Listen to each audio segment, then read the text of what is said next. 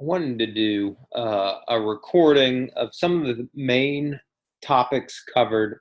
And I'm not going to go through everything on this sheet, but at least I'll have a link to these study materials. If you have a very strong grasp on these, you'll do well on the ServSafe Food Manager test. This is some material from Quizlet and just a few key definitions from the ServSafe Food Manager glossary. So I just want to start with this. This is something someone put together on Quizlet, that goes over some of the key things that are actually on the ServSafe Food Manager test. One really good thing about these cards and a lot of the things that are on here is there's an audio. So symptoms of foodborne illness: cramping in the abdominal area, vomiting, nausea, diarrhea, fever, and dehydration. This one's not really difficult to read, but there are things on the test that talk about different bacterias and viruses, and some of the words are a lot more in depth, and it can be a bit confusing. So having the computer read it to you by clicking the little speaker icon is helpful. So let's go over this. So there's 105 terms here. Not going to go over them all, but just give a strong idea of what to look for. We'll go over some of the concepts. If you've taken the test before, or when you've taken the test, you know that there's a lot of things about hand washing.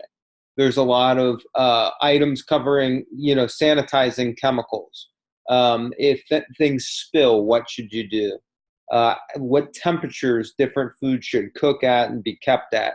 So the idea isn't to memorize every single detail, but just knowing it's a lot of stuff about how to wash your hands. It's a lot of stuff about, illness policy and viruses.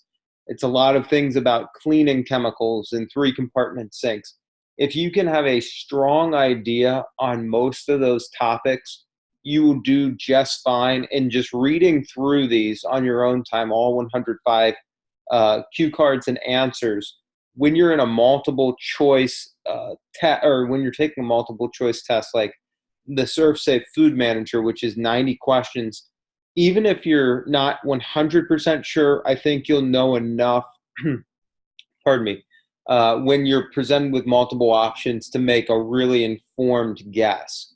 So let's just jump into this. Symptoms of foodborne illness, that's cramping in the abdominal area, vomiting, nausea, diarrhea, fever.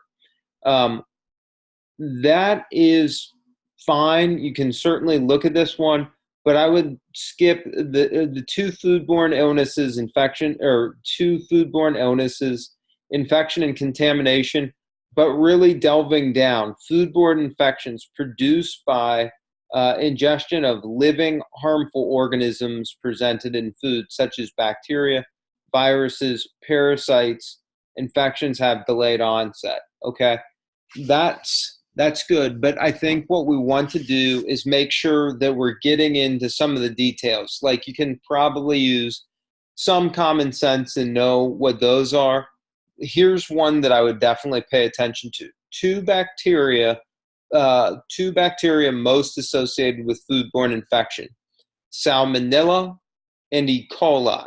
You're definitely going to see something like that. What are the two bacteria most associated with foodborne infection? You're going to probably see some other answers that are on there, things that are not even bacteria, like things that are not the right choice. I remember something like influenza and hepatitis A. Just know, foodborne infection, Salmonella, E. coli, okay? Those are two key things I would really pay attention to. You can go through these more bite for bite. I'm going to stop at this one and go over it. And I'll send the link, or I'll have the link to this attached, so you can go through this, read through, kind of help yourself by reading it, reading the question, reading the answer for a few reps, and then find a way to only do the question, which you can do up here. What are two foodborne illnesses? What are two foodborne illnesses? You can look at the answer. Oh, I'm sorry. When you want to see it, you just click and it will say infection and contamination. You'll go to the next one. Foodborne infections. What are those? Try to make a guess. And then when you want to check yourself, simply click the card again and you can see what the answer is. So my suggestion is to go through these and read both sides. So read the front side, read what the answer is, do that a couple times, but then try to write down your answer before you flip the card over and see if you're right or wrong. Okay. So that's probably one of the better ways to study for this, but let's go over a bit more.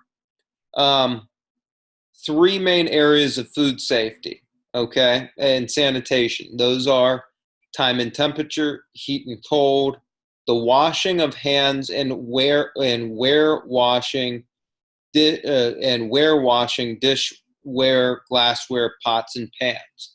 Okay, those are the three main components of food safety and food sanitation. We'll keep going. I'll go through. Here's one that I know was tough. On the test, all packaging materials and equipment, such as bags of flour, should be how many inches from the ground? And this goes for tabletop equipment as well. At least 6 inches, okay? Very difficult to just know off the top of the hand. I'm going to go to this one because I can recall it was on the test. Food contact surfaces should be cleaned regularly. At least how many hours? Every 4 hours, the surfaces need to be cleaned if it's a food contact area. 6 inches off the tabletop or ground if it's a piece of equipment or a bag of flour. Okay, let's keep going. Cross-contamination, I know this popped up, is the transfer of pathogens or disease-causing microorganisms from one food to another. Okay, cross-contamination, transfer of pathogens or disease-causing organisms from one food to another. Okay, so that I can recall that was on there. What is the danger zone?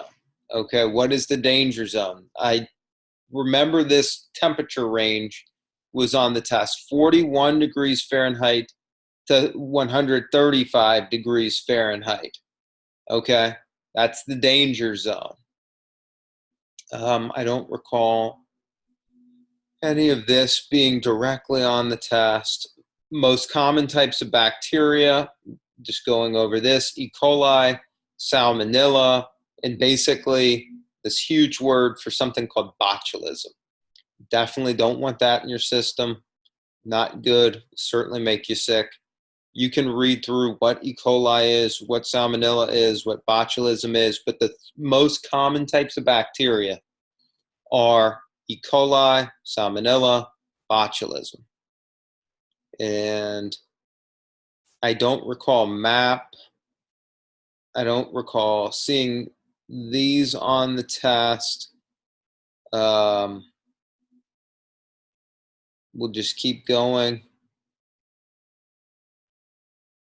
Let's see. Again, okay. Here's something that was. The area of concentration in the pH scale.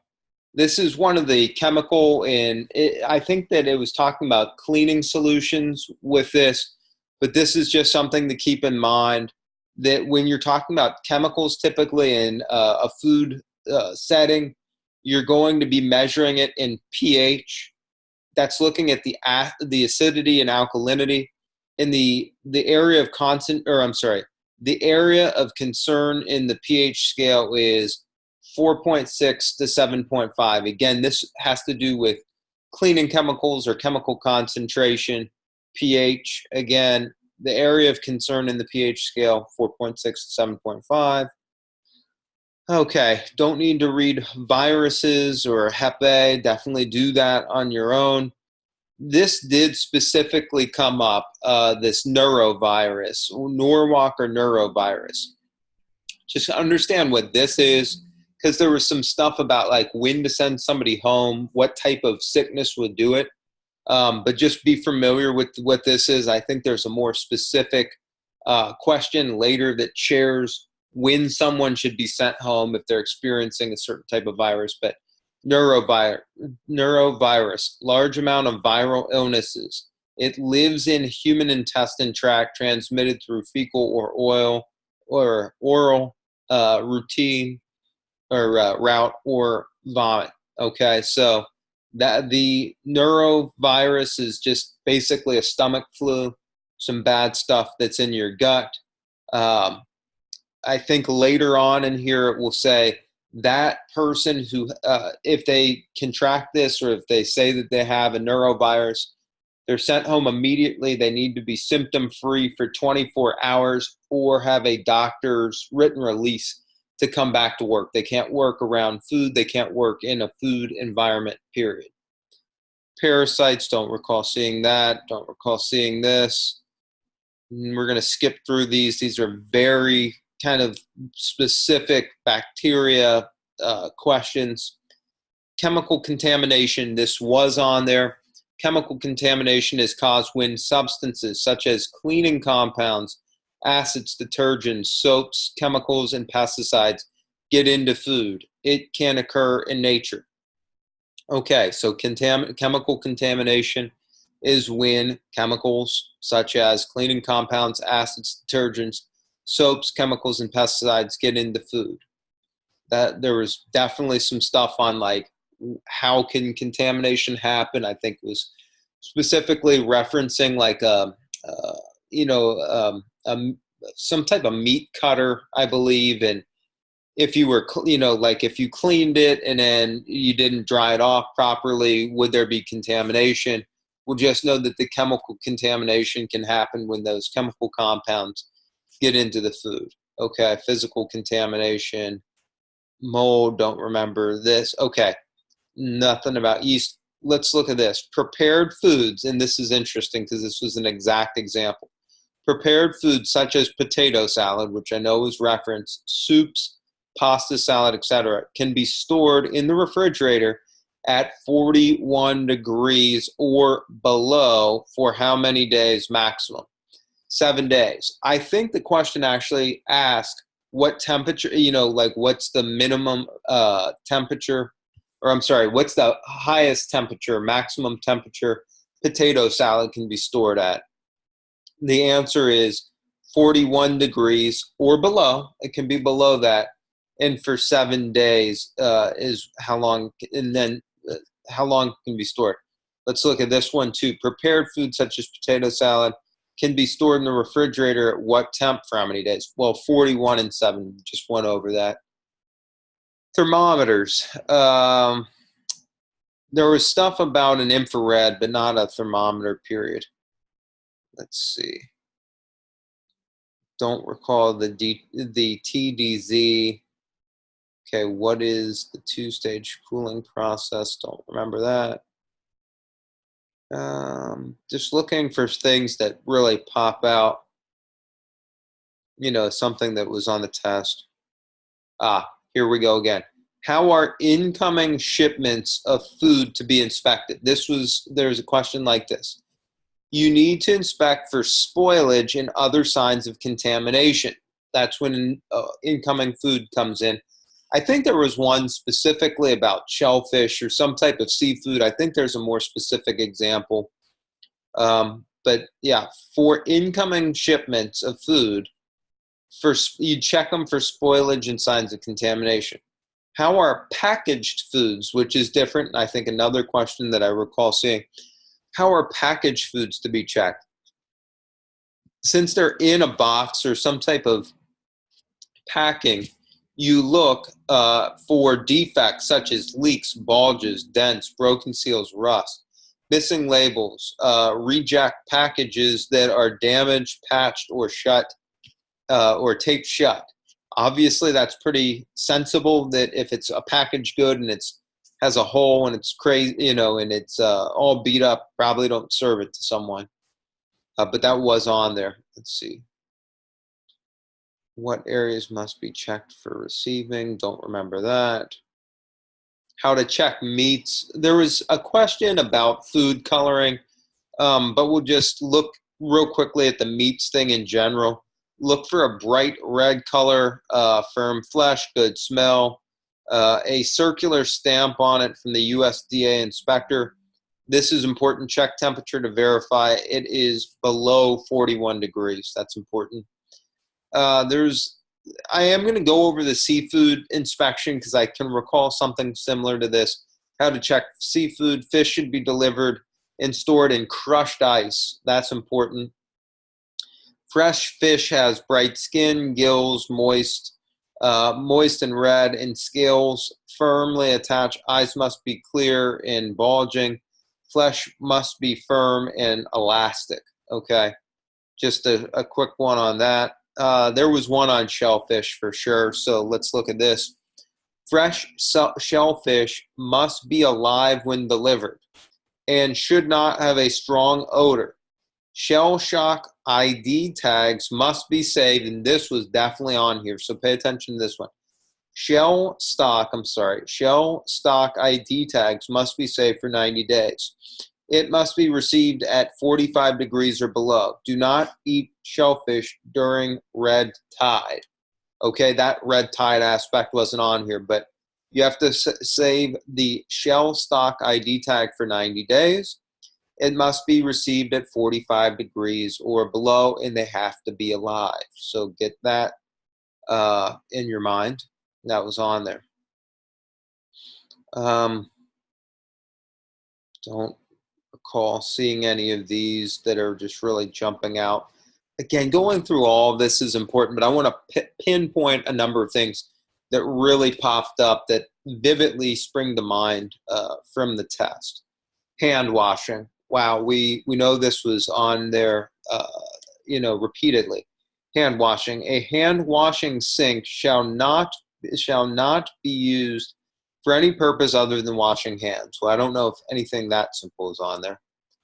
2 ways to sanitize food. Okay, placing cleaned equipment and utensils in hot water for 30 seconds, and chemical sanitizing involves placing equipment and utensils in an approved chemical sanitizing solution for a minimum of 60 seconds at cool temperatures.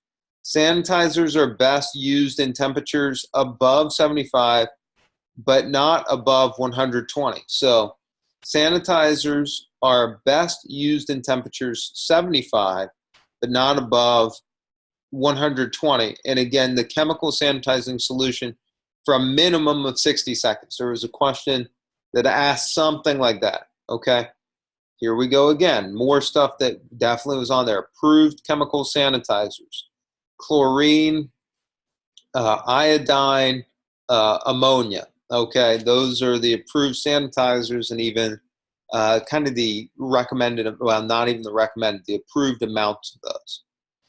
3, just definitely going to go over this because it feels like 3 compartment sinks were on the test at least 3 or 4 times in various ways. 3 compartment dishwashing sink. First compartment,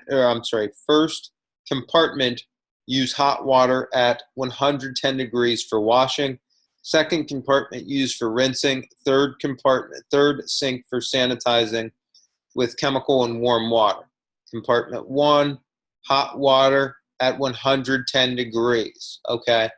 There's something about like, hey, should you use a 135 degree water? No, 110 for first compartment with the hot water. Second compartment is used for rinsing. Okay, if there's any second compartment questions. Third sink is for sanitizing with chemical and warm water. Chemical sanitizers, again, remember chlorine, iodine, and ammonia. Don't remember this acronym being on there. Certainly can look at it, though. This was on there, this HACCP, 3 things I recall. This is an acronym. Each letter stands for something. Hazard Analysis Critical Control Point. Okay? Hazard Analysis Critical Control Point. H is hazard, A is analysis, C is critical, C is control, P is point. Hazard analysis critical control point is a system designed to be used to maximize food safety by identifying, controlling, and evaluating food safety hazards. They only ask about step one from my recollection. Step one is hazard analysis. Improper cooling procedures, holding prepared foods too long, poor personal hygiene, and failure to rapidly reheat food before serving, and improper hot holding. So step one in an HACCP plan is hazard analysis. Remember that. You can look at, I know there was something on critical control point two. Definitely look at that on your own. Look at all this stuff on your own. Just trying to briefly bring you through some of the hot kind of highlight points that could be beneficial if you put some time into memorizing those. Some of these, just look at, have it kind of in the back of your mind, but the points I'm going over, really think about hard and try to memorize as much as you can. Some major principles, don't remember that being a big to-do. Okay, freezer, this was on there. Freezer minimum temperature. Freezer minimum temperature, 0. 0. Can it be less than 0? Yeah. Does it have to be at least 0? Yes. If it's 10 degrees, is it acceptable? No. A freezer minimum temperature is 0. That's the min, okay? If it's above it, it's too hot. It needs to be 0 or below. Okay, thermometer accuracy, I don't recall. Thermometer calibration, range, no. Temperature danger zone, I think I mentioned this before. I don't recall it specifically, but 41 to 135. Okay, refrigerator storage, 41 or below. So refrigerator, 41 or below. Freezer, 0 or below. Okay, this was definitely on there, and I think everybody fared pretty well. Thawing with running water. If you're going to thaw something from a frozen state, 70 degrees or below, water must not be hot, but it's 70 degrees is water temp you can thaw something at. Sanitizing with chemicals, 75, but not above 120. Soak for 60 seconds or a minute, okay? Hand washing water, 100 degrees, I guess it's 120 in California. I don't recall any specific thing like that. Washing and rinsing in a 3-compartment sink. We've touched on this before with the 3-compartment sink, but remember, the sink 1 with the hot water, the water temperature needs to be 110 degrees. Okay, don't remember this stuff. Okay, hot holding foods. This was on there. Hot holding foods, 135 degrees or above. So if you've got, and this tends to be a meat product. Let's pretend we have chicken out at a buffet. The chicken needs to be maintained in a hot holding food space where it can stay at 135 degrees or above, okay? Sanitizing with hot water. Can't recall. I think this was on here, 171 for 30 seconds. So if you're sanitizing and you're not using chemicals, it has to be 171 degrees. Remember, sanitizing with hot water, not sanitizing with chemicals, okay? Sanitizing with hot water, 171 degrees, 30 seconds. High temperature ware washing, like if you're cleaning forks and knives and plates, at least 180 degrees, but not higher than 195. That's, again, high temperature ware washing, where it's washing a utensil or a plate. And that's kind of the key highlights for that one. I want to go over 2 glossary things. Like, this was tough, this FDA. FDA, for one, is not federal, okay? Well, it couldn't be a federal agency, but it's Food and Drug Administration, F, Food, D, Drug, and then A, Administration. So it's a science-based reference for retail food operations on how to prevent foodborne illness. This is the FDA Food Code. These recommendations are issued by the FDA to assist state and health departments in developing regulations for food service. I remember that this FDA piece, like what does the FDA do, or something to that effect, was on the test. I felt like that's important. Remember, FDA is the Food and Drug Administration. Here's what you need to remember about these guys. These recommendations are issued by the FDA. This is the food code, to assist state health departments in developing regulations.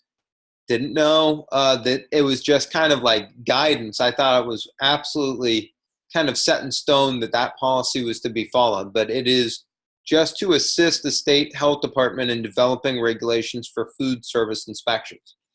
Here's another thing that I recall that is good to know. I'm going to type in the word outbreak here. Okay, I remember there was something that asked like how many illnesses need to be reported from a restaurant before it's considered an outbreak. Foodborne illness outbreak, an incident in which two or more people experience the same illness or symptoms after eating the same food.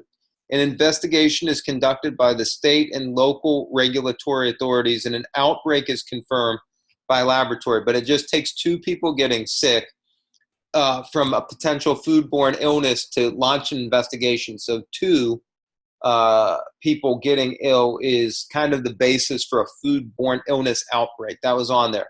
So remember, FDA is the Food and Drug Administration. They set guideline, or I'm sorry, they have recommended guidelines that help state and local authorities kind of create rules to help monitor food operations. And then a foodborne illness outbreak can be put in effect if two or more people get sick after eating the same foods in an area. So I'm going to send you the link for these cards. Remember that when you click the card itself, this is the question, symptoms of foodborne illness.